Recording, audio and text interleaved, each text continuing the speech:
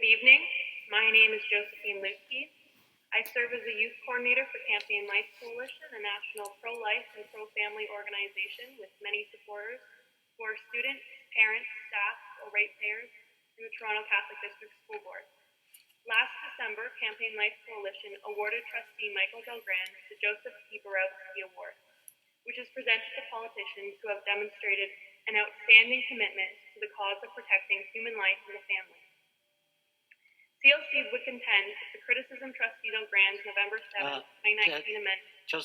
Josephine, you know, I always caution people not to use trustees' names in a bad fashion, but I mean, I know you're not doing that, but could you please just name a trustee, just say trustee and not mention names? It's just something we've been trying to follow, and I'm just, if you can do that, I will really appreciate it.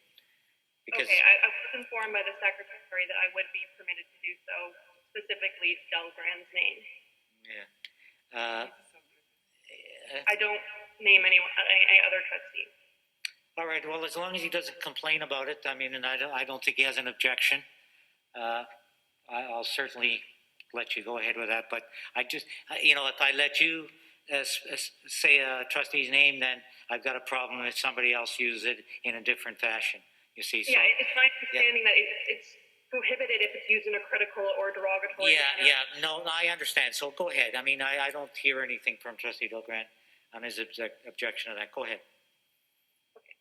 CLC would contend that the criticism Trustee Del Grande's November 7th, 2019 amendment has been subjected to has been unfair. If I may, one of the arguments for the original motion was premised on the idea that adding gender identity, gender expression, and so forth to the code of conduct was necessary to prevent bullying and discrimination.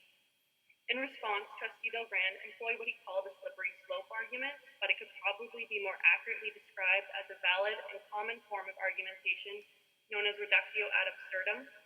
Essentially, if protecting members of the school community requires listing each and every subgroup they could possibly belong to, logically that could lead to listing very bizarre, obscure, and yes, harmful subgroups.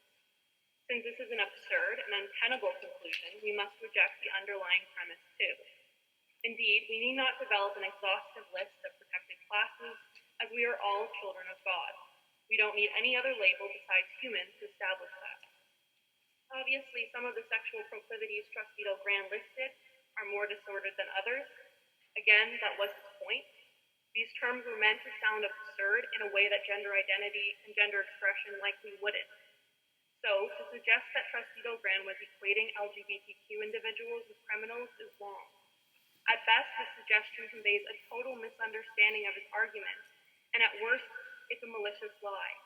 As a result of his comments being taken out of context, he has been mercilessly persecuted for over a year with leaked allegations he has not been given the opportunity to defend against.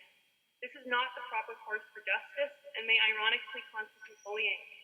I plead with everyone listening to please stop the persecution of this brother in Christ, who is evidently just trying his best to defend the Church's teaching.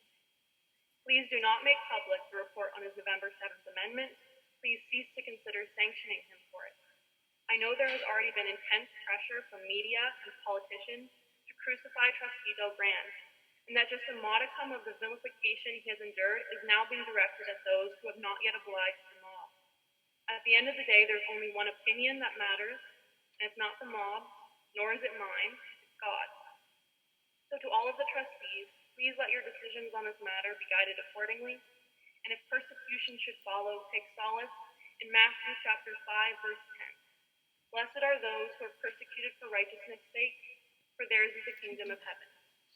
Thank you kindly, and please be assured of my prayer.